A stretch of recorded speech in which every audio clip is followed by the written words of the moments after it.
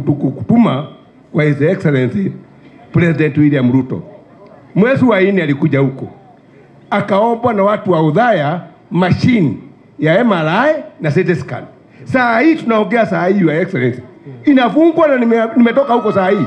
Nikaambiwa Monday asubuhi mtu wote wa Mount Kenya akitaka hiyo huduma ya MRI ya CT scan akienda Mwai Kibaki Referral Hospital, already machine iko hapo. Mimi tu ile shukrani nimepewa na watu wa udhaya ni ile vitu yote rais walimuomba mwezi wa 4 yote inaendelea saa hii.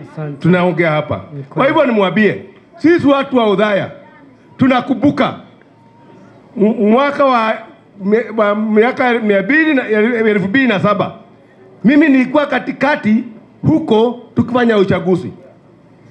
Wale watu waliokoa sisi ni mtu wa Kibaki na mimi nilikuwa katikati.